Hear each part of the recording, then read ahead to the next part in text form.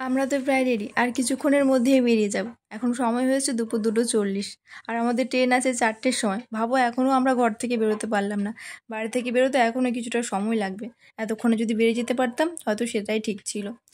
চলো ঘরের দরজা জানলাগুলো বন্ধ করে দিই, এবার বেরিয়ে চলো। এটা আমাদের পাড়ার মন্দির, প্রতিবার যাওয়ার সময় আমি আর ও একসাথে প্রণাম করি, কিন্তু এই যে এবার এত দেরি হয়ে গেছে, ও আগে এসে প্রণামটা সেরে নিয়েছিল। চলো এবার বাড়ি ছেড়ে পাড়া ছেড়ে বেরিয়ে চললাম। তখন তোমাদেরকে বলেছিলাম না দুপুর 2:40, আরও কিছুক্ষণ সময় লাগবে। আর এই কিছুক্ষণ সময় ঘুরতে গিয়ে কখন কটা বেজেছে জানো? এখন সময় হয়েছে 3:10। গাড়িতে বসে বসে সবার সাথে হাসছিলাম ঠিকই, কিন্তু মনের মধ্যে একটা টেনশনও চলছিল। ভাবছিলাম ট্রেনটা মিস না করে ফেলি।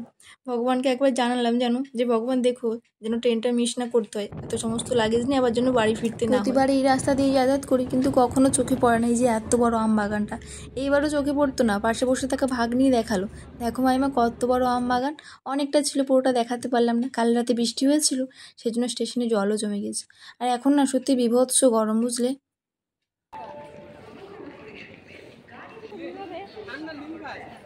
অন্য কিছু নেই, ভাবলাম এই গরমে একটু ঠান্ডা খেয়ে প্রাণটা জুড়িয়ে নিই, কিন্তু স্প্রাইট নেই, আর স্প্রাইট ছাড়া আমার আবার অন্য কিছু ভালো লাগে না। এই দেখো স্টেশনে চলে এসেছি। আর মজার কথা কি জানো তো, আজকে আমরা সত্যিই লেট করে ফেলেছি জানো তো। আর আমাদের থেকেও বেশি লেট করেছে ট্রেনটা, সেজন্য এই যাত্রায় বেঁচে গেলাম, নাহলে ট্রেনটা মিস করতাম সত্যি। অনুগ্রহ করে শুনবেন গাড়ির সংখ্যা 12560 হাওড়া মুম্বাই। এখানে কত মানুষ, কেউ এসেছে তাদের প্রিয়জনদেরকে বাড়ি ফিরিয়ে নিয়ে যাওয়ার জন্য, আবার কেউ কেউ এসেছে তাদের প্রিয়জনদেরকে বিদায় দেওয়ার জন্য। সত্যিই একই জায়গায় ফিরে পাওয়া আর দূরে যাওয়ার মিলবন্ধন। পর ট্রেনটা চলে এলো, আমরা চড়ে বসলাম ট্রেনে। আর এই যে মাঠঘাট সব পেরিয়ে ট্রেন ছুটে চলেছে, আর আমরাও বাড়ি থেকে অনেক দূরে চলেছি।